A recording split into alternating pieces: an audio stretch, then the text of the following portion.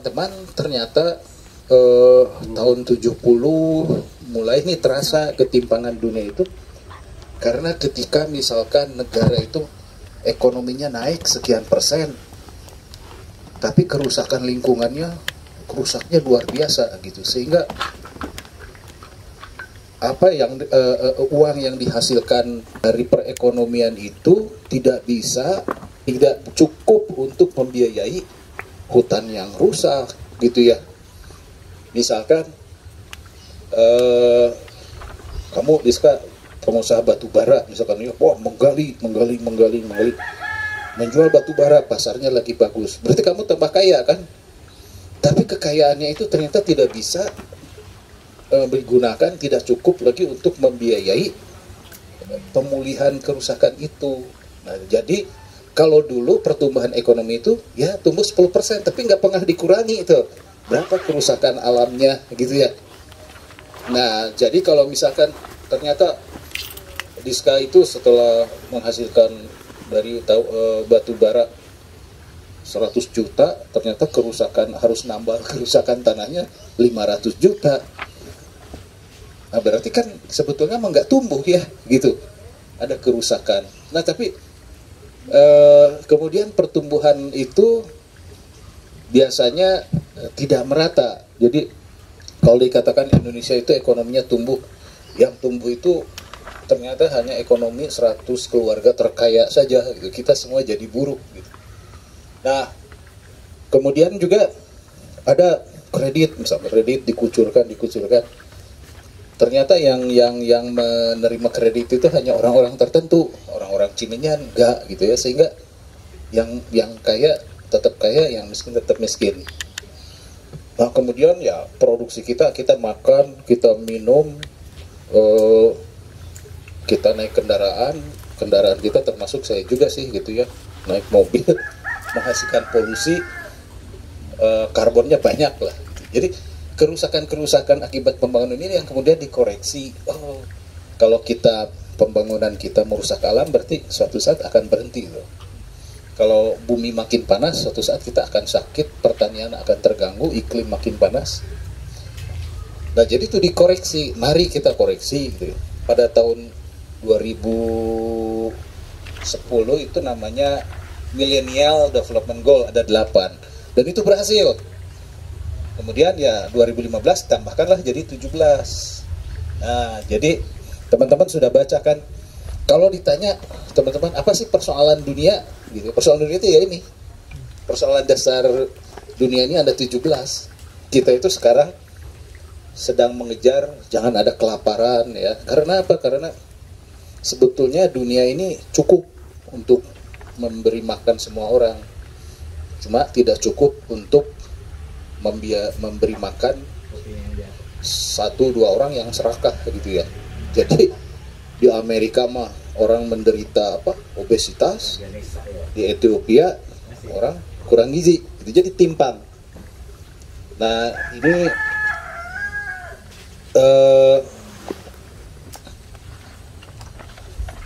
jadi orang miskin, kemudian tadi kelaparan, nah kemudian kesehatan juga tidak merata ya, karena di negara lain yang rumah sakitnya modern dan sebagainya orang bisa sehat, tapi di negara lain orang karena flu bisa meninggal gitu. Orang di kolera itu di negara lain sudah jadi penyakit kecil, tapi di negara lain masih penyakit berat karena nggak ada rumah sakit, nggak ada apa. Terus pendidikan juga ya tidak merata, jangan bicara dunia ya, antara Ciminyan sama di bawah aja kan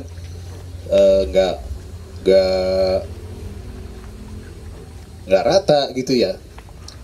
Di sini nggak ada SMP negeri, jadi kalau anak SD yang kalian bina itu lulus mau kemana? SMP negeri adanya di mana sih di sini teh? Tapi itu kota kan, nah, ini kabupaten. Jadi anak sini yang lulus SD nggak bisa tuh sekolah di Cicaheum. Karena apa? Beda warga negara. Kamu mah warga kabupaten, Cicaheum mah kota gitu kan. Zonasi kan. Akibatnya Nah, anak-anak di sini kalau sudah lulus SD kan mau kemana gitu. Setelah anak-anak lulus SD mau kemana, yang perempuan pasti 1-2 tahun kemudian dikawinkan. Ketika dikawinkan, anak muda, perempuan muda menikah, organ-organ reproduksinya belum matang, anak yang dilahirkan jadi bagaimana? Stunting, ya gitu. Pokoknya itu tuh muter lah gitu. Ya gender juga begitu, perempuan biasanya gitu. Kalau lulus SD ya sudah, kamu kawin saja, yang laki-laki cari kerja gitu kan. Clean water dan sanitation, teman-teman saya anjurkan sih kalau nanti kalau ada kita membangun MCK, MCK ini sangat penting ya, air bersih itu, terutama sebentar, ini meskipun ini dibagi-bagi begini, tapi sebetulnya ini berkaitan ya. Misalkan untuk air bersih dan sanitasi, pada waktu kita membangun air bersih dan MCK, kita tuh sudah berapa, Min? 35 lebih, 35 37 MCK ya. Hah? 37 sekarang. 37. Ya teman-teman bayangkan, perempuan banyaklah di Odessa, lihat dokumen-dokumennya, setengah harinya habis untuk ngantri air kan gitu di Sanggarung gitu, turun ke sekuat-kuatnya perempuan ngambil air paling 4 ember gitu. Simpen, mending kalau airnya bersih, kalau airnya kotor gimana. Nah terus MCK-nya terbuat dari karung gitu ya, segini, kemudian dindingnya hanya bekas pupuk atau spanduk, dan banyak perempuan yang kena keputihan gitu, anak-anak koreng gitu ya, kolera, diare, sakit perut. Nah begitu air didekatkan, maka yang terjadi apa? Si perempuan jadi bersih, kemudian keputihannya hilang, dia glowing, cantik gitu ya. Perempuan itu kalau cantik, glowing, psikisnya sehat gitu, sehat. Dengan adanya air bersih, dia bisa mencuci dirinya. Kemudian ya punten ya, misalkan di MCK yang sudah kita bangun, perempuan itu jadi masuk MCK jadi lebih lama gitu. Ya pernah ada yang bertengkar kan karena si ibu itu mah lama gitu masuknya. Nah itu tuh karena apa? Karena mereka punya waktu untuk memperhatikan organ-organ intimnya. Coba kalau misalkan MCK-nya di terbuka ya, kan nggak bisa gitu. Malu ayo noong. Kalau laki-laki malah mau di kebun mangga gitu. Atau dia suaminya buruh, dia mandinya MCK-nya kan di tempat kerjanya. Tapi kalau perempuan nggak bisa, karena itu yang paling diuntungkan dari air bersih dan sanitasi adalah perempuan. Tubuhnya sehat, kulitnya bersih, dia happy, kemudian dia memandikan anaknya dengan air bersih, anaknya sehat, dia mencuci sayur dengan air bersih, makanan buat keluarga sehat, dia mencuci pakaian buat keluarganya, pakaiannya bersih sehingga sehat, dan dia tidak ngantri air. Nah, ketika dia tidak ngantri air, biasanya perempuan itu naluri kewirausahaannya timbul. Sekarang ini saya sudah nggak ngantri air, dia diam, ayo kita tani pekarangan ya, maka perempuan itu kemudian aktif tani pekarangan. Jadi pentingnya ini terutama bagi ini ya, bagi perempuan. Nah teman-teman, kalau masih ada orang tidak sehat, air tidak ada, masih kelaparan, masih miskin, terus dikasih dana buat wirausaha, kira-kira bakal sukses nggak usahanya? Nggak akan. Dulu Odessa itu pertama pernah kita memberikan pinjaman, sekitar sini pinjaman buat berusaha. Nah yang terjadi apa? Ya kalau dia sakit itu daripada dipakai jualan, mending dipakai ke dokter. Kalau dia rumah bocor, terpaksa uang modal itu pakai nambal gitu kan. Nah jadi ini tuh semuanya harus diberesin, hak-hak dasar. Nah jadi kenapa Odessa membangun MCK. Nah, kita ingin menyelamatkan hak-hak dasar dulu. Nah, kemudian affordable and clean energy. Nah, jadi kita merasakan bahwa akses energi listrik keluarga miskin itu sampai sekarang nggak, mungkin di sini juga yang belum punya listrik masih banyak. Kemudian seharusnya sih ya kita meningkatkan partisipasi masyarakat dalam pengembangan energi terbarukan dan dampak lingkungannya. Seharusnya kalau di sini ada air terjun, kita bisa bikin mikrohidro sendiri gitu. Kalau di Eropa sudah banyak kincir angin, sudah banyak rumah-rumah pakai solar sendiri sehingga dia tidak beli listrik ke PLN. Nanti Odessa rumah ini kita pasangi solar cell biar tidak biar pet. Nomor 8, pekerjaan layak dan pertumbuhan ekonomi. Nah, meningkatkan pertumbuhan ekonomi yang inklusif ya, yang 81. Inklusif itu artinya apa? Semua tumbuh gitu. Jadi pertumbuhan ekonomi itu inklusif. Jadi yang inklusif itu ya semua tumbuh, jangan sampai siapa namanya Dek? Jangan misalkan di kelompok ini kalau usaha varia aja yang kaya gitu ya. Nah, itulah kenapa lahir yang namanya community building. Jadi community building itu juga koreksi terhadap konsep pembangunan kewirausahaan lama yang hanya menciptakan individu yang kaya. Kalau dalam SDGs tidak bisa, yang tumbuh itu harus bersama. Nah, makanya yang sekarang masih salah itu adalah misalkan di Bandung masih ada ratusan area kumuh ya. Nah, terus kemudian kayak pemerintah, kayak rumah zakat, ada anak di situ, ya kasih beasiswa, anaknya pinter, sekolah, sampai ada yang sekolah luar negeri jadi doktor dan sebagainya. Anaknya pinter, komunitasnya berubah nggak? Nggak gitu, tetap kumuh. Jadi misalkan Cicadas, Cicaheum, terus aja gitu. Banyak anak-anak pintar yang lahir di situ, kemudian diceritakan, oh ini anak inspiratif, anak miskin bisa jadi dokter gitu. Ya bagus gitu.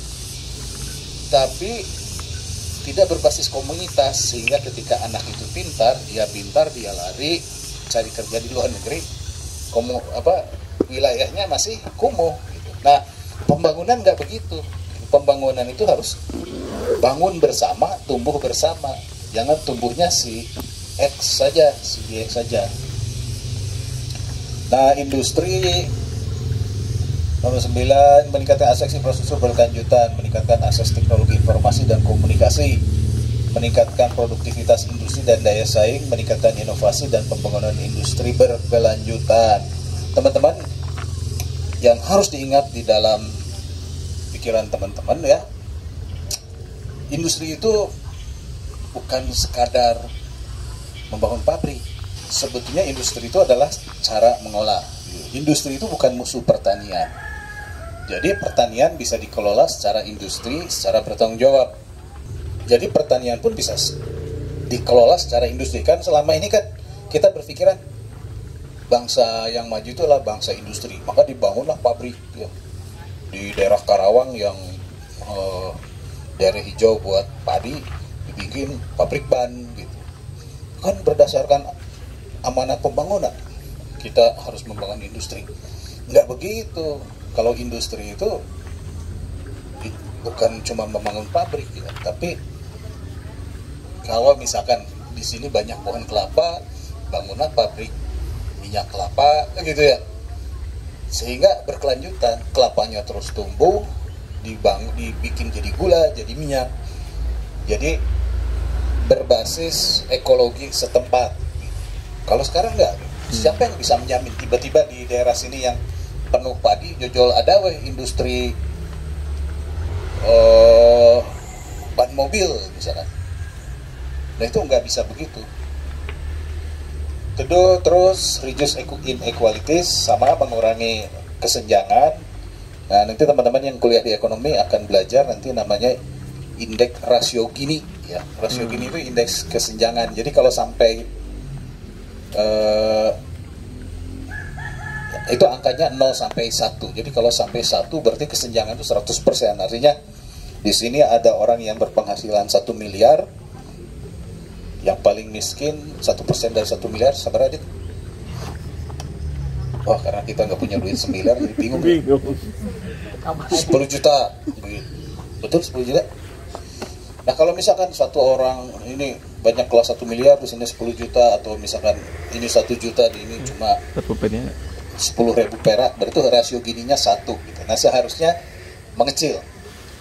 Nah di kita timpang, karena di Indonesia itu ada pengusaha yang punya tanah 5 juta hektar. 5 juta hektar itu berarti berapa kali lapang bola ya? Lapang bola itu kan 1 hektar. Jadi ada orang yang punya tanah luasnya 5 juta lapangan bola. Ada gelandangan di kota yang hidupnya cuma pakai roda gitu. Nah itu kan terlalu senjang. Itu tuh harus dikurangi. Cuma ya caranya ngurangi ya gimana ya?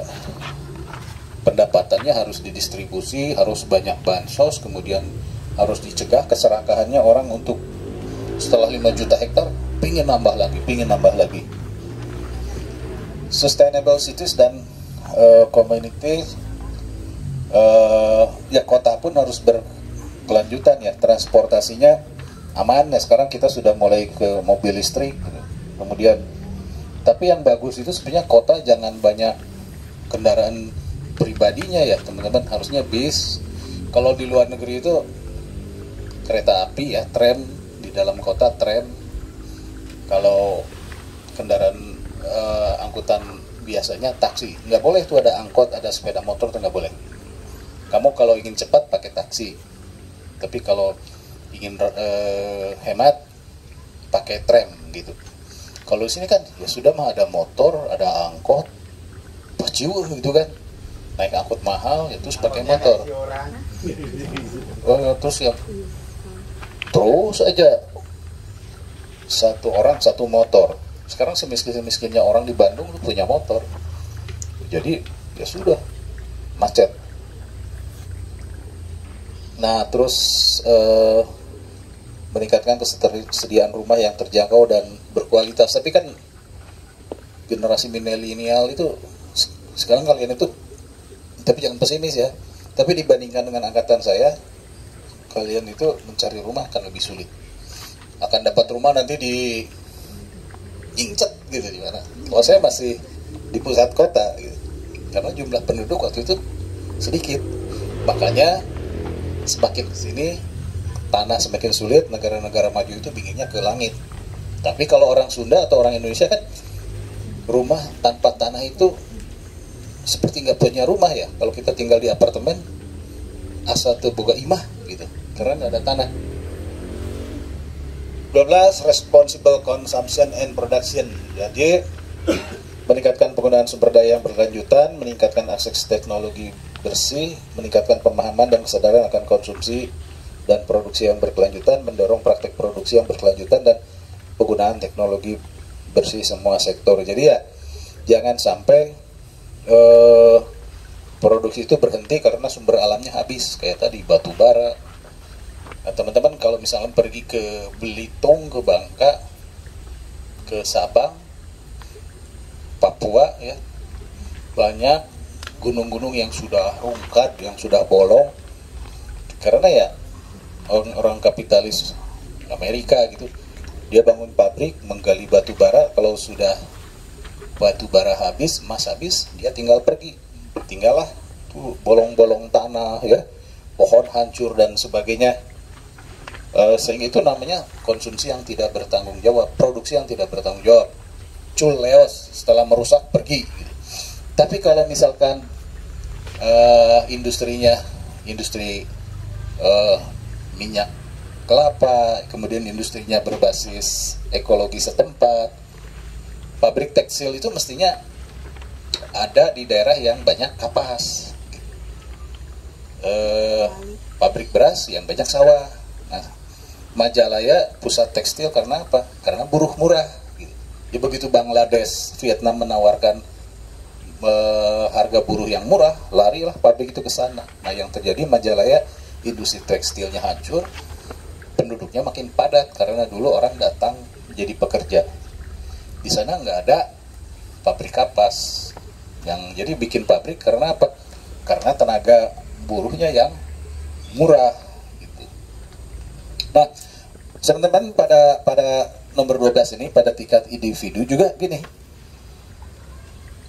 Tadi produksi ya, produksi itu harus bertanggung jawab, konsumsi juga harus bertanggung jawab. Artinya konsumsi yang bertanggung jawab itu adalah konsumsi yang ramah lingkungan, konsumsi yang tidak berlebihan. Nah, ketahuilah teman-teman ya, kalau kita membuang, kenapa kita atau orang tua kita suka bilang habiskan makanan, pamali gitu ya. Kalau di Sunda itu masih ada nasi di piring, kasihan nanti dia nangis nggak dimakan. Nah, sebetulnya orang tua kita dulu mengajarkan konsumsi yang bertanggung jawab. Karena apa? Kalau kita makan makanan, katakanlah hamburger, gitu. Aduh, warga dibuang. Atau kalau misalnya kita hajat itu kan banyak ya makanannya. Saya lihat suka kebiasaan orang mak gitu. Dan, ambil ini. Nggak habis. Nah, itu di mana? Itu nanti dibuang. Nah, ketika dibuang, yang harus kita ingat, sampah makanan itu nanti mengeluarkan gas yang namanya gas metan, CH4, ada karbonnya. Dan gas metan itu akan ke udara, menguap. Kita naik mobil juga ada karbon akan menguap ke udara. Terus kita pakai AC, ada klorofluorkarbonnya, CFC, karbonnya menguap ke udara. Padahal yang namanya karbon itu seharusnya masuk ke dalam tanah atau masuk ke dalam laut. Kalau ke dalam tanah, dia ditarik oleh pohon ke dalam tanah menjadi akar, itu menjadi diolah lagi oleh mikroba dan sebagainya, sehingga karbon itu memadat menjadi akar, menjadi batang gitu. Kalau di laut, dia akan disedot oleh plankton, dan karbon itu nanti menjadi terumbu karang. Terus kura-kura itu punggungnya keras, itu dari karbon. Udang itu ada selaput keras, itu dari karbon. Sisik ikan itu dari apa? Itu dari karbon. Nah, jadi karbon itu sejatinya harus ada di dalam tanah dan di dalam laut. Kalau dia ada di udara, maka dia akan membuat bumi makin panas. Nah, kalau bumi makin panas, cuaca tidak menentu. Nah, terjadilah pemanasan global. Ya. Makanya ini dari 12 ke 13. Bagaimana kita pembangunan yang sudah ratusan tahun ini? Jadi teman-teman, ketika sebelum ada revolusi industri, pra-revolusi industri, suhu bumi itu rata-rata 11, sekian derajat Celcius. Sekarang suhu bumi itu 14, sekian derajat Celcius. SDGs itu berambisi menurunkan suhu yang sekarang hampir 15 derajat itu ke 13, bahkan ke 12,5. Karena kalau bumi panas, iklim nggak pasti. Sekarang iklim nggak bisa diramalkan. Bulan Maret masih ada hujan, mestinya hujan itu ber kan, Oktober, September, November, Desember. Berdasarkan itulah petani bisa membuat metode tani. Ini tiba-tiba nanam, hujan. Tidak nanam, kemarau gitu. Nah, perubahan iklim juga menyebabkan banyak hal ya. Jadi produksi pertanian tidak meningkat, hancur, sehingga pangan pun hancur. Nah, climate action ini apa yang bisa kita lakukan? Mengurangi gas emisi rumah kaca, meningkatkan kapasitas adaptasi mitigasi terhadap perubahan iklim, meningkatkan pendidikan, kesadaran, dan kapasitas masyarakat dalam tindakan iklim. Tugas kita, kalian kepada anak-anak di sini mengatakan bahwa ini cerita yang ringan ya. Bumi makin panas, bagaimana cara aksi mengurangi panas itu? Tanam pohon. Kalau tanam pohon dan kemudian ceritakan bahwa tugasnya pohon itu adalah menarik karbon untuk dibenamkan ke bumi. Gak ada cara lain bagi kita yang tinggal di daratan, ya. Nah, life below water, laut pun ekologi yang penting, ya. Teman-teman, apa fungsi ikan di laut? Satu, dimakan pasti, ya, enak. Tapi ikan itu, terutama ikan paus, ikan-ikan besar, ketika dia pup, ketika dia gitu, ya, si kotorannya itu menjadi makanan plankton. Kalau kalian nonton film SpongeBob, ada plankton, ya. Si plankton itu fungsinya sama seperti pohon. Dia yang menarik karbon dari langit dan dia benamkan ke laut, sehingga tadi menjadi terumbu karang, menjadi rangka luarnya kura-kura, menjadi tulang belulang ikan, gitu, ya. Nah, bahkan plankton itu sebetulnya jauh lebih berjasa daripada pohon. Kalau pohon mah mengubah CO2 jadi oksigennya pas siang hari. Kalau plankton 24 jam. 24 jam. Jadi kalau makhluk halus lah. Makhluk laut hilang, apalagi ikan paus. Ikan paus itu kenapa harus ada? Karena kotoran ikan paus itu paling disukai plankton, gitu. Nah, ketika plankton tidak ada, maka yang terjadi adalah oksigen akan berkurang. Bumi kita akan dipenuhi oleh CO2. Bumi akan makin panas, gitu. Nah, karena itu, kalau kita bicara life on land, please, kita harus menghilangkan plastik. Karena plastik yang dibuang di sini akan terus mengalir dari selokan ke sungai, sungai ke laut. Di laut dia akan kemakan oleh ikan, gitu. Dan ikan mati. Kemudian, ya, industri-industri dibuangnya dari industri tekstil masuk ke sungai, limbahnya sungai dibawa ke laut, ikan mati, gitu. Terus ikan paus dibunuh, ikan paus diburu, gitu. Nah, jadi kita membunuh makhluk laut, dan ketika kita membunuh makhluk laut, sebetulnya kita sedang membunuh diri kita sendiri. Kemudian life on land. Life on land itu, ya, kehidupan di tanah juga, di bumi ini, keberagamannya harus kita pelihara. Kenapa kita harus mengawali dengan menanam pohon, menanam bunga yang polikultur, jangan monokultur. Monokultur itu hungkul, gitu, ya. Tapi kita harus tanam kelor, tanam bunga, tanam apa, supaya makhluk-makhluk, serangga-serangga, mikroba itu hidup. Dan mikroba itu kalau kita nanam di bawah tanah itu, mikroba itu senang, dia berpesta. Dia akan mengurai CO2 menjadi O2 dan kemudian menghasilkan oksigen. CO-nya oleh pohon dijadikan akar, gitu. Jadi kalau kalian menanam pohon, itu adalah tindakan spiritual. Karena kalau kita nanti mati, kita di surga akan disambut oleh puluhan miliaran mikroba. Kalau tidak nanam, cuma disambut oleh 100 manusia. Jadi kalau nanam, disambut mikroba. Nah, ketika nanam, maka nanti akan ada lebah, akan ada kupu-kupu, gitu. Nah, teman-teman, salah satu kenapa kita harus memelihara alam adalah, saya contohkan satu, ya, lebah. Lebah itu dia akan menghisap madu. Setelah itu dia akan hinggap di tanaman lain dan mengawinkan tanaman atau melakukan penyerbukan.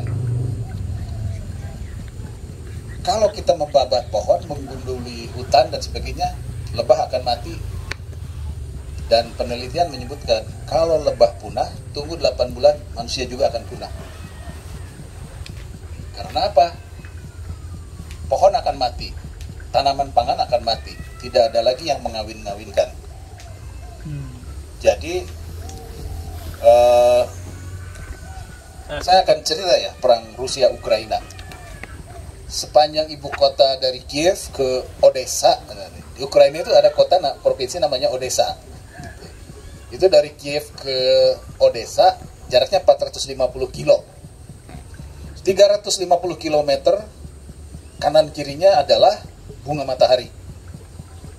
Nah, karena ya Pak Nuno ya yang sudah ke sana itu, mana ini ujungnya dunia ini, kok semua bunga matahari.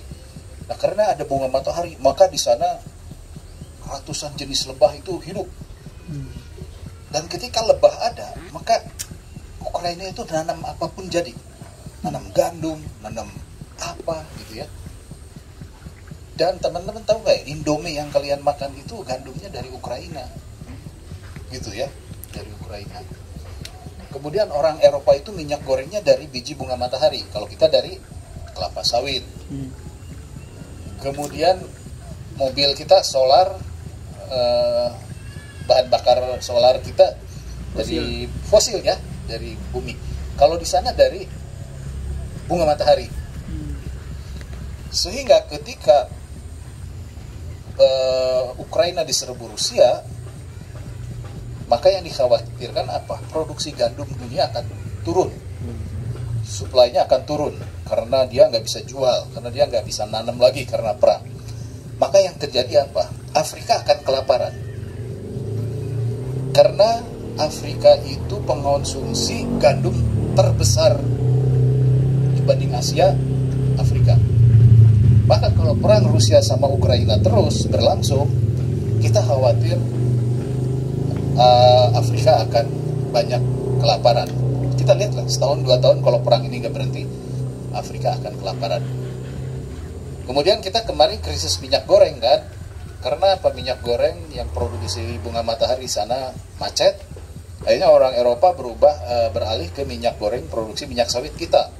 Nah, orang yang punya pabrik minyak sawit daripada dijual di dalam negeri, mending lempar ke Eropa, lebih mahal. Makanya di sini menjerit gitu. Oh, minyak goreng mahal, ibu-ibu gandeng. Nah, kemudian bahan bakar minyak kita naik karena ketika Eropa nggak punya bahan bakar dari bunga matahari, diesel, dia membeli minyak dari kita, dari minyak fosil, sehingga harganya naik. Nah, jadi live online itu ya lebah gitu ya. Kemudian kalau kita menghancurkan gua, menghancurkan apa? Menghancurkan pohon. Kasihan kelelawar, kasihan burung gitu. Karena kelelawar misalkan kalau teman-teman sempat lihat kita nanam pepaya, suka ada ya pepaya yang gorowong gitu. Nah, itu dimakan sama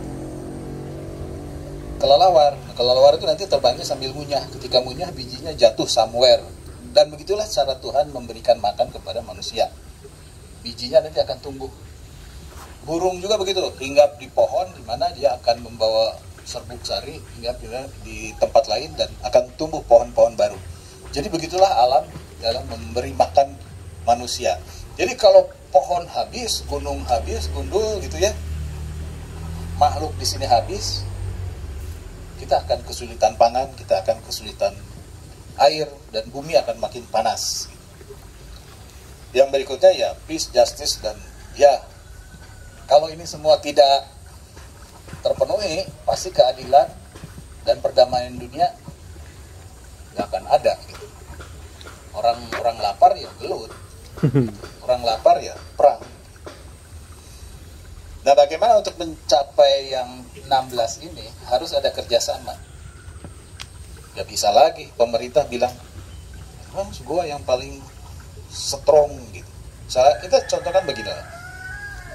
Di sekitar ya Odessa binaan kita, ada orang sakit, dia punya kartu KIS gitu ya, kartu Indonesia Sehat. Tapi apakah kartu Indonesia Sehat ini bisa bermanfaat? Ternyata di sini enggak gitu. Karena apa? Oke, kalau dia punya kartu Indonesia Sehat atau BPJS orang miskin itu, dia dirawat di rumah sakit gratis. Tapi ongkos ngangkut dari atas ke rumah sakit, katakanlah ujung Berung sana, dia punya uang nggak? Teman-teman lihat sendiri rumah-rumah mereka kayak apa. Mereka nggak punya uang untuk ngangkut ke rumah sakit. Dan nanti kalaupun di rumah sakit dirawat, mereka harus nunggu Mereka kehilangan pekerjaan kan di sini kan, karena dia buruh harian. Daripada bawa saudaranya ke rumah sakit, udahlah biarin aja di rumah kumangke gitu kan. Karena kalau dia nunggu berarti dia kehilangan pekerjaan. Ataupun ke rumah sakit, dari mana dia? Karena dia bekerja di sini upahnya tidak pasti dan kalaupun dapat upah kecil. Nah karena itu sebetulnya pemerintah harusnya minta kerjasama lah dengan Odesa, dengan rumah zakat, dengan siapapun. Ayo bantu kami bereskan asuransinya, kalian sediakan ambulannya, kalian sediakan ininya supaya masyarakat itu bisa gratis dan dia tidak keluar biaya. Nah jadi teman-teman itu kira-kira ya tujuan pembangunan berkelanjutan ini ada 17. Jadi kalau ditanya di Senat atau di mana mikir jangan mikir ribu lagi mikir. Persoalan kita cuma ini kok. Persoalan dasar ya. Bagaimana mengurangi kemiskinan, kelaparan, kesehatan, dan yang ini tuh basic. Gitu. Nah, quality education juga ya, pendidikan yang berkualitas. Jadi learning. Jadi sekolah itu adalah bagian kecil dari edukasi. Schooling adalah bagian kecil dari learning. Gitu. Di sini mah sekolah SD guru sok tarada gitu ya. Dan learning kemiskinan juga harus teman-teman pahami. Ada dua jenis kemiskinan. Kemiskinan materi, kalau nggak punya rumah kita kasih bangunkan rumah, nggak punya air kita bangunkan air. Yang repot adalah kemiskinan imajinasi. Ciri-ciri kemiskinan lain, daya miskin adalah tadi satu ya, nggak punya imajinasi. Dua, merasa tidak menjadi bagian dari apapun. Dan kami mah, nah, kalau sudah dan kami mah, nah, itu berarti miskin. Kemudian itu mah urusan orang kota. Mau sekolah, ITB mah mahal. Mau jadi dokter, kapan kami mah. Nah itu adalah ciri-ciri mental kemiskinan. Nah, karena itu yang namanya mental kemiskinan itu lebih membelenggu ya. Dan itu diwariskan turun temurun dari orang tua ke anak-anaknya.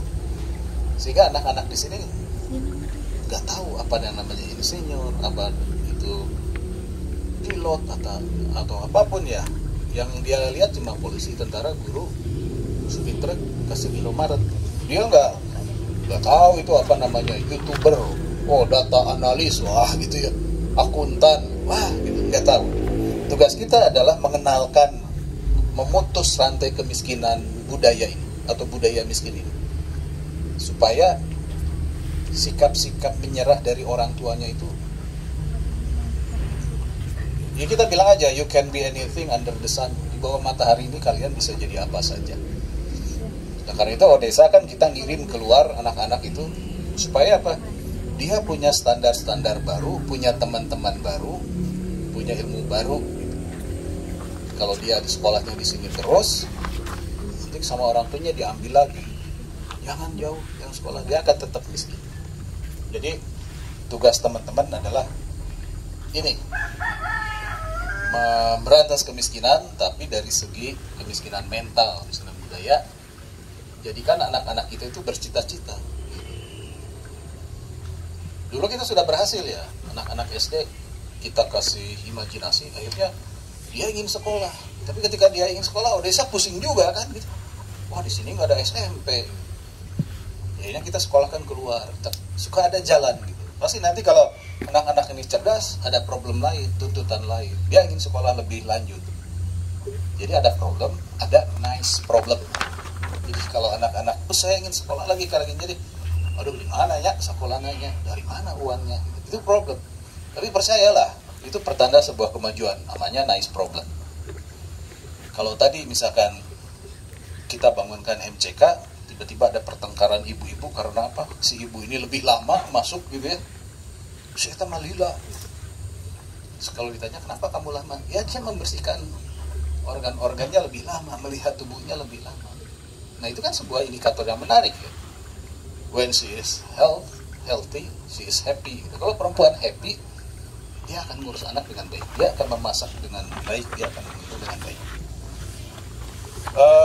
Oke. Banyak yang bisa kita kerjakan ya, menjelaskan pentingnya ini, menjelaskan pentingnya imajinasi, menjelaskan pentingnya menanam pohon. Ini hanya dibagi-bagi dalam pengkotakan, tapi apa yang kita lakukan, apa yang sebutnya semuanya itu berjalin. Jadi ketika kita berbicara quality education, kita turun ke kampung-kampung memberikan pencerahan buat anak-anak, kita juga bicara tentang pentingnya nanam pohon kan kepada anak-anak, pentingnya makan makanan yang bergizi kepada anak-anak gitu. Kita penting juga untuk mengatakan kepada anak-anak bahwa makanan-makanan sehat itu bukan makanan yang ada di Indomaret. Dulu mah kalau pertama kita masuk ke sini, kita bertandang ke atas ruangan depan, ruangan tamu, rumah-rumah itu isinya barang-barang Indomaret, Coca-Cola, beng-beng gitu kan, bukan untuk disuguhkan, buat action, buat pajangan. Jadi kalau aduh wah si eta mah beunghar euy gitu. Tapi pandangan mereka, gizi mereka itu ada di Indomaret, bukan gitu. Gizi itu ada di halaman rumah. Sekarang nggak banyak lagi ibu-ibu yang, sekarang sudah mulai lagi ya banyak, tapi kan nggak ada yang nanam tanaman obat. Karena apa? Begitu sakit tinggal sobek tolak angin gitu. Sampah namanya pice kemana-mana. Karena tolak angin dari apa? Dari jahe. Jahe kita tanam saja. Nah, hal-hal seperti ini harus kita masukkan ke dalam benak anak-anak kita di dalam pendidikan kita. Jadi apa yang teman-teman ajarkan kepada anak-anak ini, bicara soal ini, bicara soal ini. Bagaimana kita harus jangan membenci ular, jangan membenci kelelawar. Ketika ada kelelawar maling pepaya, percaya ya kalau kelelawar itu dia hanya menggigit satu pepaya saja dalam satu pohon, dia nggak akan lebih dari satu. Bijinya dia makan, dia sambil terbang, bijinya dia punya, jatuh somewhere, pepayanya tumbuh lagi. Itu harus dijelaskan kepada anak-anak supaya nanti ya anak-anak itu sadar. Nah kalau di luar negeri kan sudah ada ya lagu bagaimana kita mencintai ikan hiu, baby shark dulu, baby shark dulu, baby shark. Maksudnya itu supaya anak-anak cinta kepada ikan hiu, jangan diburu. Karena dalam ekologi dia penyedia makanan, kotorannya dimakan oleh plankton gitu kan. Di kita nggak ada. Kita lagu-lagu kita hanya berhenti dari cuma menanam jagung saja gitu. Selebihnya nggak ada. Cangkul-cangkul yang dalam mestinya kan ayo kita nanam kelor, nanam apa. Nah teman-teman gitu juga, tolong jelaskan kepada anak-anak kalau makan harus habis gitu ya.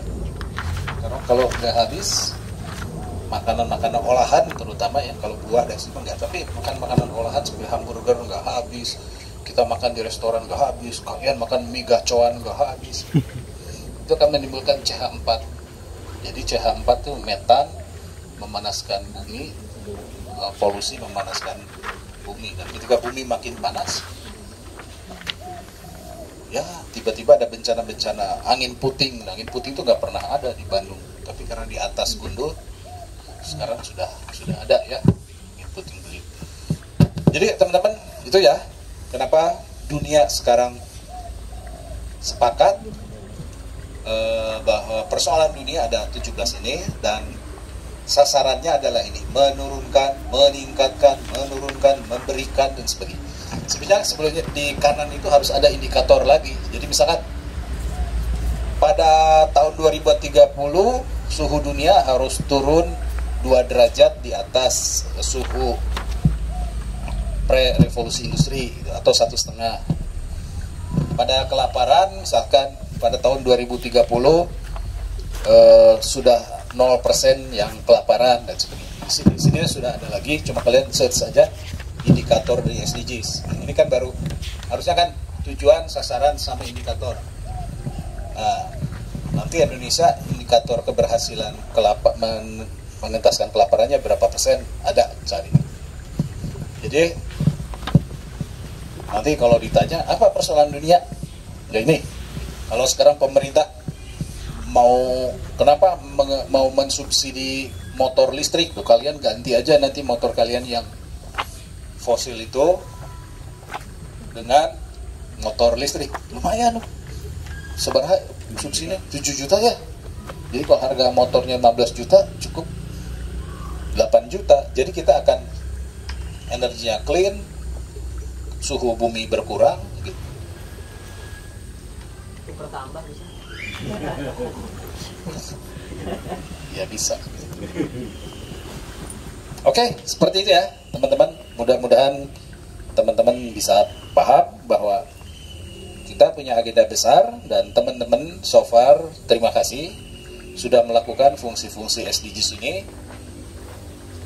pendidikan, climate action, nanam pohon. Nanti tolong ceritakan bahwa Pak Mali kalau kita makan nggak habis pada anak-anak, ya kita harus, ibu-ibu harus sehat, air bersih harus pakai buat cuci sayur dan sebagainya gitu.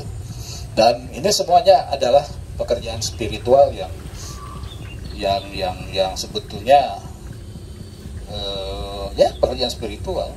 Agama Islam juga kan bicara soal ini ya, soal perempuan, soal. Oke ya teman-teman, kalau mau ada yang ditanyakan mangga, kalau tidak ada saya mau ngopi. Aduh, bentar. Oke, sebelumnya perkenalkan, nama aku Anggita. Pak pengen nanya kan, Kita kuliah di Unisba semester 4, jurusan Ilmu Komunikasi. oh iya. Jadi kan tadi disebutkannya pertama, ini tuh termasuk ke dalam 17 persoalan dunia. Yang pastinya persoalan itu kan tujuannya untuk menghasilkan solusi. Nah, solusi itu pasti harus diimbangi dengan sumber daya manusia yang unggul.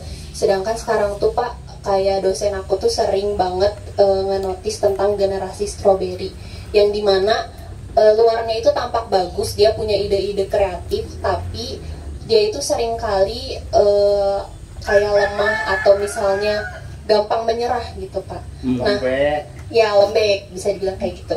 Jadi gimana nih Pak menyeimbangi tujuan SDG itu dengan tadi maraknya generasi strawberry?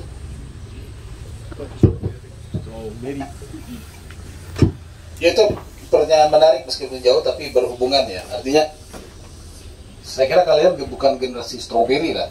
Buktinya kalian mau gabung di Odessa, mau datang ke tempat-tempat susah gitu, itu membuktikan bahwa tidak semua generasi muda adalah strawberry. Saya bukan psikolog ya, tapi saya punya teman. Dia bercerita bahwa hidup yang mudah itu menyebabkan hidup susah di manage. Dia cerita soal begini. Psikologi teman saya psikologi ini tetap ketika dia punya anak itu nggak dikasih pampers, tapi popok.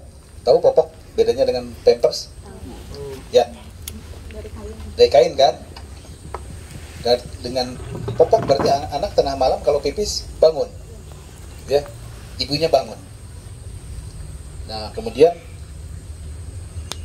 si ibunya ini, teman saya itu bilang, deh, supaya nanti nggak pipis tengah malam, sekarang pipis. Nah, ibunya juga kalau anaknya pipis tengah malam, kan dia bangun. Dan dia pertahankan kebiasaan itu. Dia nggak mau pakai pampers. Karena apa? Memakai popok itu adalah belajar memanage. Jadi suatu saat kalau ada sesuatu yang nggak enak, dia manage, gitu ya. Oke, kalau dia mau pipis, pipis, gitu ya. Jangan, kalau pakai pampers kan dia agak ngerasa ya, pipis dan sebagainya. Sehingga anak-anak itu tidak bisa memanage ketika ada hal-hal yang tidak nyaman, gitu. Itu dari segi psikolog. Penggunaan alat-alat modern itu semakin mudah, semakin menjadikan anak-anak itu tidak bisa memanage ketika ada kesulitan-kesulitan, ketika ada hambatan-hambatan. Nah, makanya beberapa orang tua di dalam beberapa komunitas tetap pakai popok. Kalau dia harus bangun tengah malam, bangun. Kalau anaknya bangun tengah malam, harus bangun. Ya kenyamanannya harus diganggu, gitu. Sehingga dia bisa memanage. Demikian juga kehidupan berikutnya, dia tidak diberi dulu tuh pendidikan, ya bukan pendidikan dulu bagus ya, tapi ya angkatan saya itu angkatan Samen. Kalau sekolah itu bagi rapot itu bawa makanan dari rumah. Nah, rumah itu sehat. Kalau sekarang kan enggak. Sekolah-sekolah itu ada jajanan di luar ya. Dan saya bukan expert, tapi saya pernah mendengar bahwa makanan-makanan olahan itu menyebabkan cita rasa enak, sehingga ada hormon-hormon di dalam tubuh manusia yang gak seimbang, sehingga keseimbangan memanage dirinya pun seperti emosi gitu ya, itu nggak kuat. Nah, saya kira jadi bagaimana melawan generasi stroberi? Ajaklah mereka ke Odessa, ayo gitu, lihat orang-orang yang susah gitu, dan sebagainya. Saya bersyukur sih teman-teman berarti bukan generasi stroberi ya. Teman-teman adalah generasi yang ingin melihat ini ada persoalan dunia ya, karena jangan sampai coba dites sebentar menuju ke stroberi enggak, tapi kan ada daun pepaya. Siapa yang makan daun pepaya dan yang tidak? Ngacung. Siapa yang makan? Yang makan daun pepaya. Yang makan yang ngacung. Yang tidak, alasannya kenapa? Belum makan. Ya, Pernah makan daun pepaya? Pernah, tapi enggak sepahit itu. Ini ya udah, sekarang dibahas. Aku puji aja tiap minggu mau ngasih daun pepaya pokoknya. Nanti kelihatan manusia lembek atau tidak. Iya, itu enak tapi pahit awalnya. Oh gitu. Nah, sebelum gini, makanan itu ada dua jenis ya. Satu yang raw food ya, artinya kayak daun pepaya, kayak ada makanan olahan. Nah, studi yang dilakukan oleh BBC mengatakan makanan olahan itu bahaya. Bahayanya gini, kalau makanan mentah misalkan gula, teman-teman coba gula pasir ya dimakan, sesendok, 2 sendok, itu pasti ada warnanya, ada bosannya gitu. Udahlah berhenti gitu. Nah itu karena apa? Itu bahan asli gula gitu. Tapi begitu gula diolah ya menjadi es krim, orang nggak berhenti. Wah, es krim, wah. Kalau kita makan coklat yang pahit, coklat yang asli buahnya gitu ya, satu dua bijinya berhenti gitu ya. Si tubuh bilang ada alarmnya jalan, stop, it's enough gitu ya. Tapi kalau itu diolah, coklat jadi brownies, jadi kue gitu ya, daging diolah jadi sosis, jadi apa, si tubuh nggak kenal lagi kita naon sih gitu. Jadi nggak ada kenyangnya. Karena itu kenapa di negara-negara yang banyak fast food, banyak makanan olahan, penyakit diabetesnya tinggi, obesitasnya tinggi, karena ketika kita makan es krim nggak ada kenyangnya, terus aja gitu.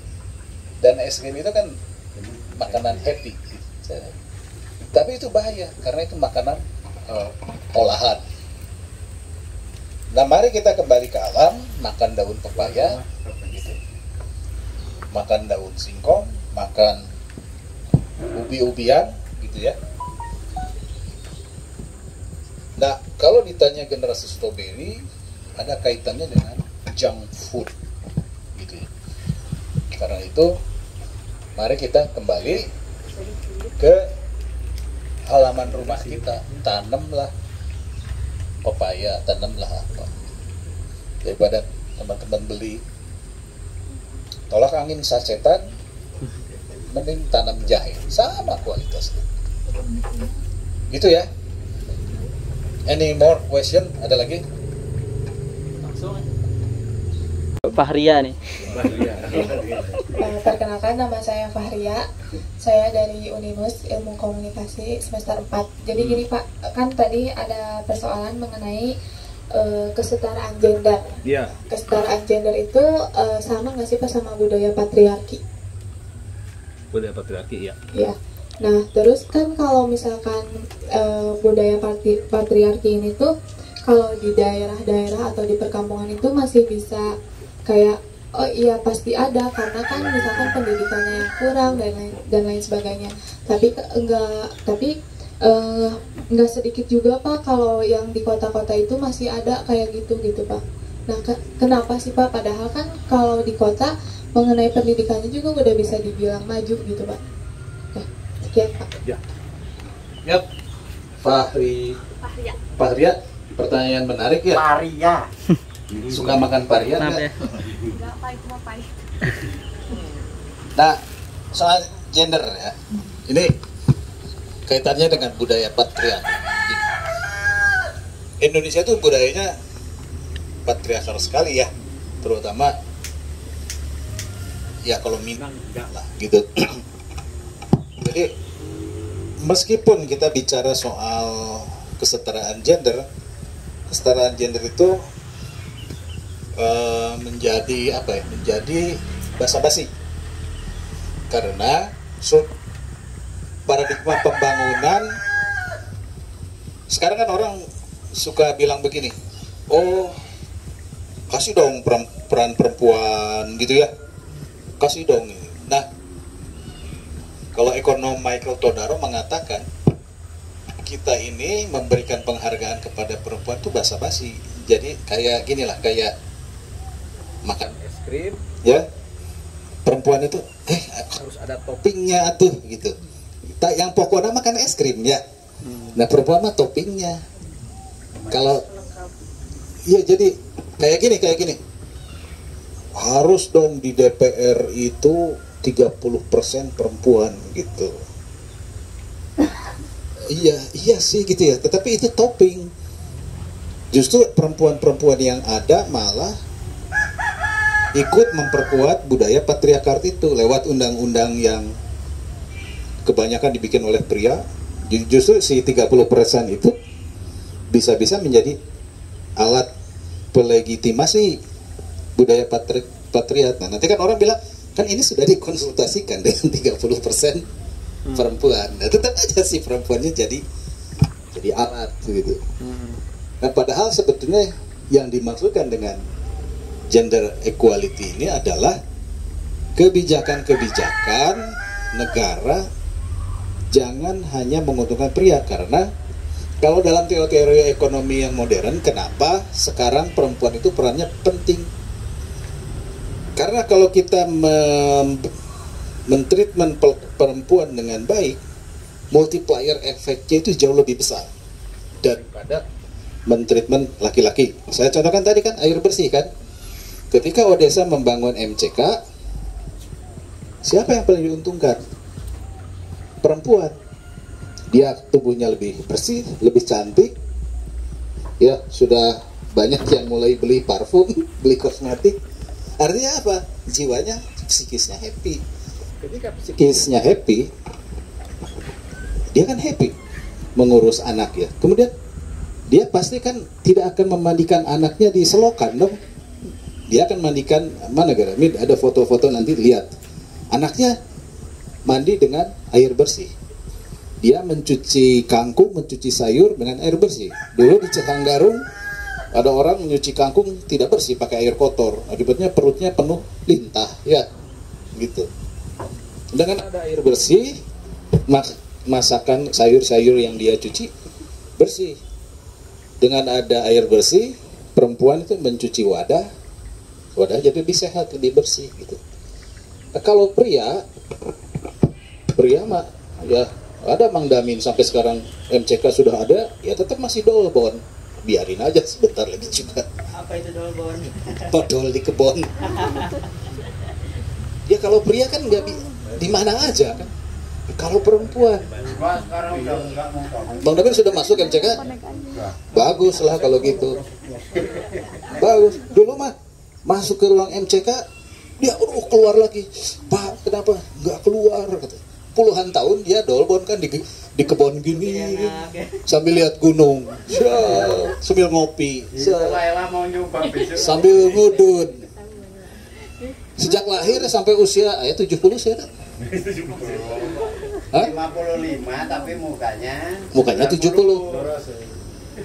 Ya teman-teman, dari lahir sampai 55 dia dolbon. Terus kita suruh masuk ke MCK yang ukurannya 1,5 kali 2,5 meter, tertutup kan begini. Tegang nggak keluar kan?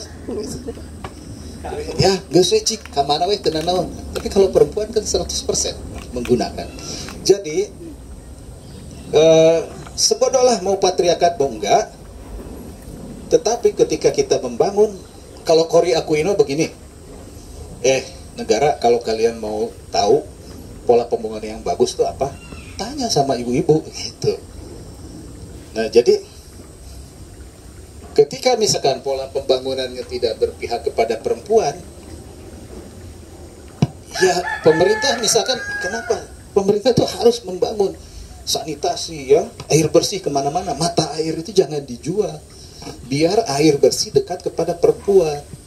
Kan nggak mikir ya kita, dijual aja komplek-komplek perumahan, mikirnya tuh dia nggak ingat bahwa segala kerusakan yang dirumuskan di sini, korban pertama adalah perempuan dan anak-anak gitu. Kalau laki-laki kan survive-nya tinggi lah. Kalau dia nggak punya WC di sini, dia kan bekerja di kota ya, jadi buruh gitu.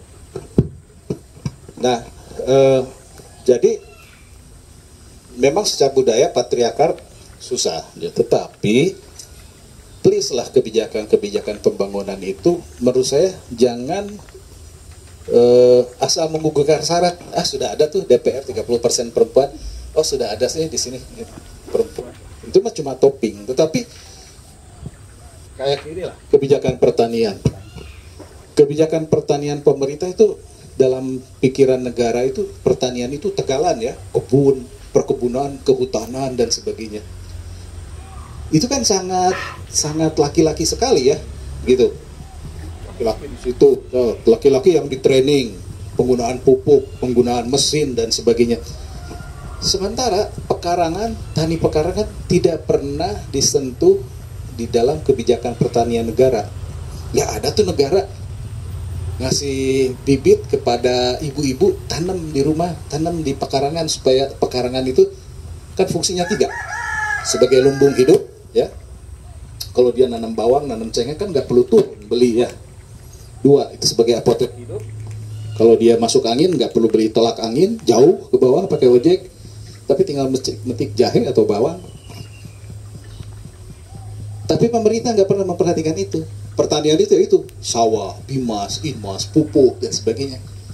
Sementara halaman rumah yang kebanyakan diurus perempuan nggak pernah diperhatikan. Nah sekarang apakah laki-laki yang keluar dari rumah bekerja di pertanian pulang ke rumah penghasilannya cukup? Kan tidak gitu. Tapi kalau ibu-ibu nanam, teman-teman perhatikanlah tani pekarangan yang kita lakukan, paling tidak biaya dapurnya terhemat gitu. Nah kalau dia nanam sayurnya kelebihan, kalau dijual tanggung ya, yang dia lakukan apa? Bagi kepada tetangga. Yang info baru begitu, kalau dijual sedikit daripada busuk kasih ke tetangga. Jadi terbentuk apa yang namanya gotong royong tetangga. Dalam bahasa sosial itu namanya modal sosial. Keakraban tetangga itu adalah tujuan pembangunan. Dari hal yang sepele, menanam sayur di rumah. Nah apakah pertanian tani pekarangan diperhatikan kepada pemerintah? Kan enggak. Sawah dan sebagainya. Kalau perempuan aktif di pertanian tegalan, posisi dia hanya sebagai buruh. Coba kalau pertanian pekarangannya 3 ur, tidak ada lahan tidur, tidak ada waktu nganggur, tidak ada sampah ngawur. Cobalah ke kampungnya Pak siapa di situ? Pak Tardi. Kan tani pekarangan jalan, perempuan-perempuannya punya waktu nggak nganggur ya, pagi nyiram, pagi melihara, dan kemudian halamannya jadi bersih gitu, tidak ada sampah ngawur, lahan tidak tidur, dan perempuannya tidak ada waktu nganggur. Dan kalau tani pekarangan itu ada studi ya yang meneliti psikologi perempuan-perempuan yang bertani pekarangan, jiwanya lebih sehat, psikisnya lebih sehat gitu. Ini mah udah miskin, stres, teboga halaman yang nggak ada, air nggak ada, wah udah deh gitu. Nah, jadi pembangunan menurut saya sih pemerintah itu harus perhatikan pekarangan rumah, kasih bibit gitu ya. Hei perempuan, tanam. Jadi nanti cabai tinggal metik, kangkung tinggal metik. Gitu ya. Makasih Pak. Ya. Any more question? Lagi. Oke, mudah teman-teman paham ya ini ya, SDGs. Itu sasaran-sasarannya. Kalau mau tahu indikator-indikatornya, cari berapa persen kita harus menurunkan angka kemiskinan. Oke, ini Pak, kalau nggak ada saya satu Pak, ini mengenai ya tadi pembangunan karakter yang bisa memberantas kemiskinan, khususnya dalam kemiskinan imajinasi atau karakter ya. Nah, kita kan punya gerakan meminjamkan buku juga Pak. Apa kira-kira peran buku, apakah signifikan untuk membangun karakter anak? Buku apa dulu? Buku tabungan? Kalau buku tabungannya kosong, berpengaruh sekali. Itu mah orang dewasa.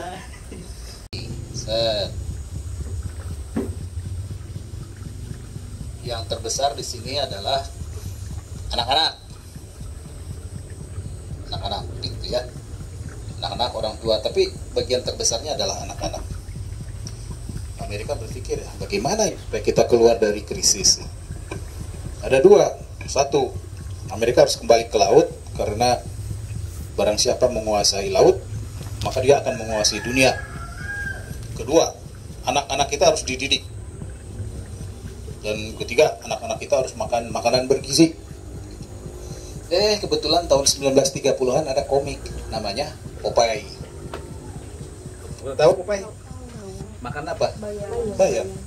Dan itu anak-anak kemudian makan bayam gitu. Karena bayam dianggap makanan bergizi, sehingga otaknya teraliri gizi. Dan anak-anak ingin jadi pelaut. Sampai sekarang Amerika itu marinir terkuat di dunia ya Amerika. Bukan angkatan darat, angkatan laut. Kemudian ada beberapa contoh. Misalkan kenapa negara Skandinavia bersih dari korupsi? Karena ada cerita-cerita yang dibangun. Hans Christian Andersen, si pemuda jujur mendapatkan putri, sementara pemuda yang jahatnya mendapatkan kecelakaan dan sebagainya. Terus diproduksi.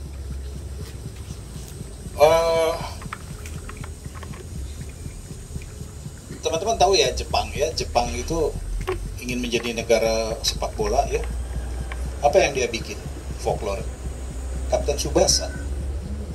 Sehingga anak-anak tuh saya ingin jadi seperti Kapten Tsubasa. Sehingga Jepang itu sekarang menjadi salah satu raksasa sepak bola Asia ya. Beberapa pemain dunia yang terinspirasi oleh Kapten Tsubasa adalah misalkan Zinedine Zidane, Del Piero, siapa.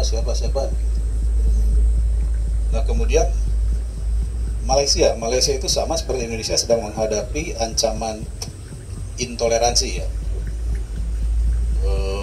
Maka Malaysia membentuk film Upin.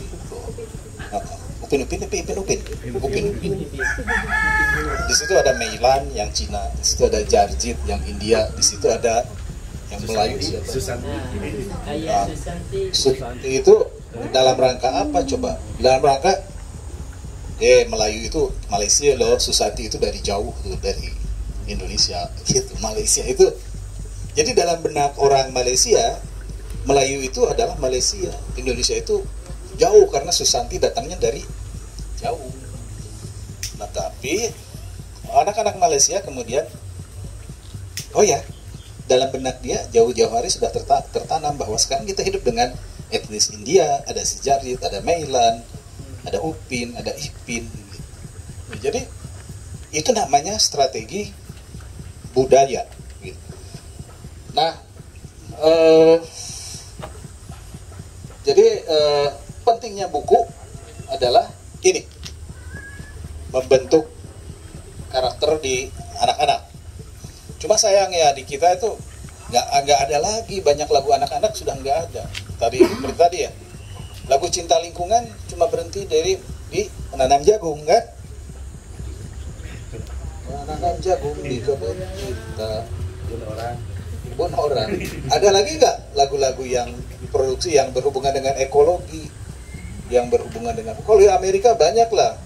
Kalau misalkan cari lagunya Bunga Matahari, kan ada sunny sunny sunny sunflower, sunny sunny sunny sunflower, terus baby shark dulu baby shark dulu, sampai kita juga hafal ya. Oliver dengan perindo, dengan perindo, kabeh baru dak apa?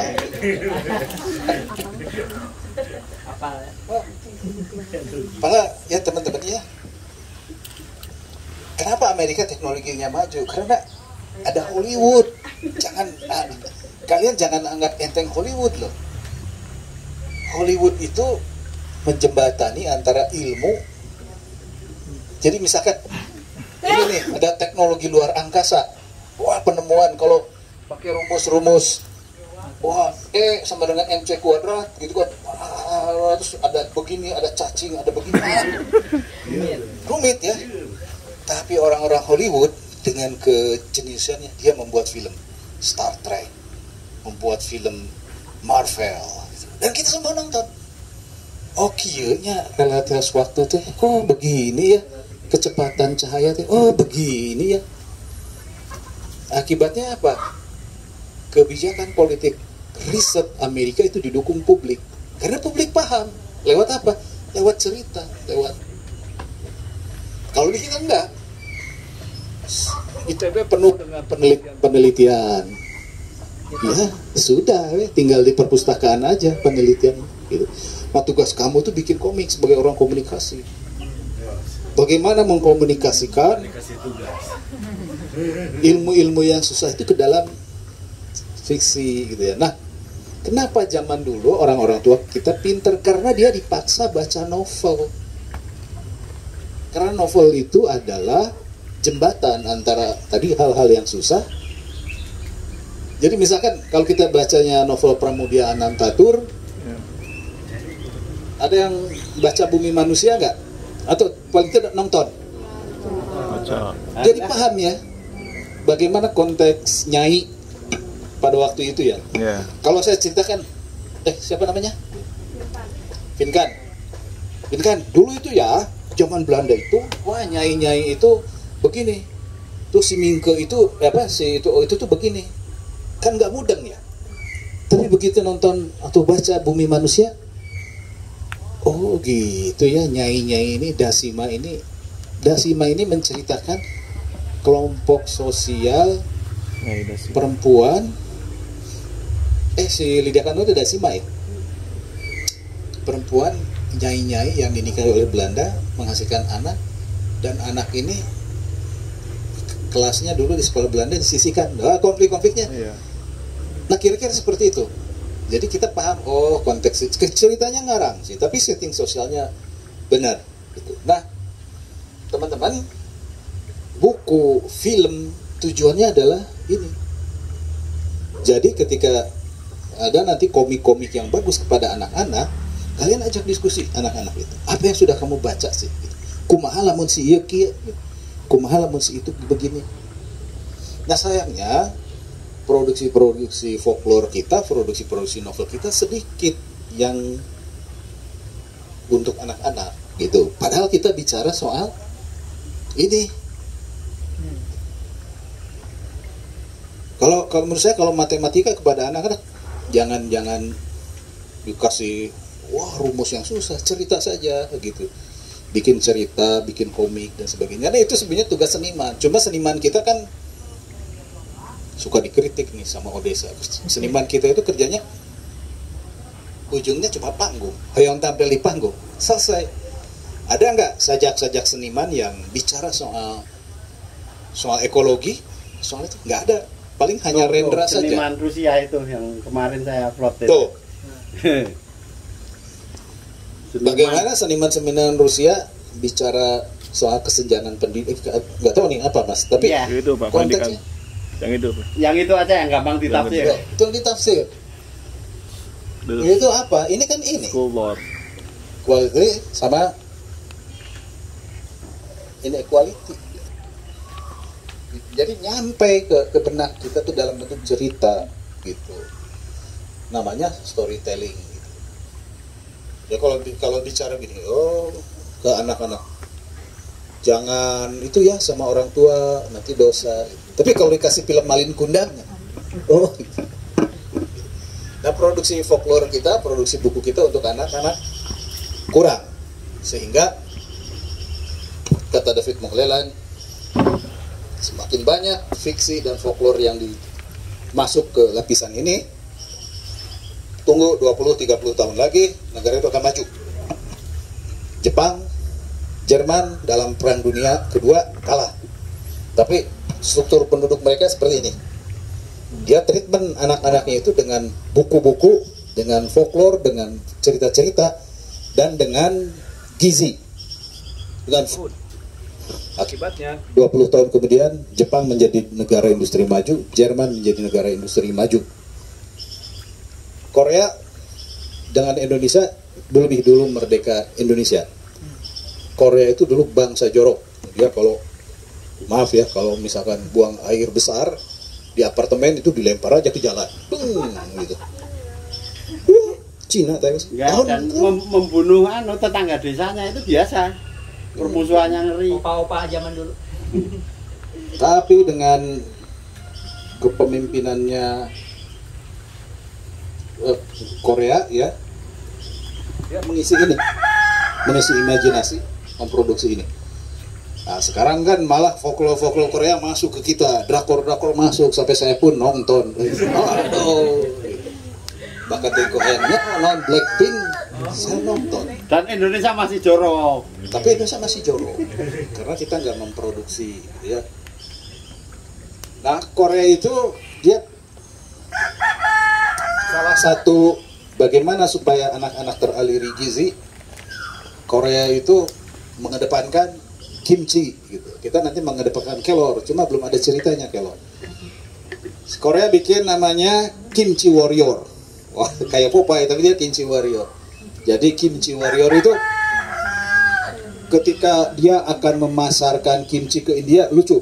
Dia bikin cerita di Taj Mahal itu diserbu oleh makhluk-makhluk aneh lah. India itu mengerahkan kaum pertapanya, kalah. India mengerahkan polisinya, Tuan Thakur, Inspektur Vijay gitu kan, kalah gitu. Mengerahkan itu kalah.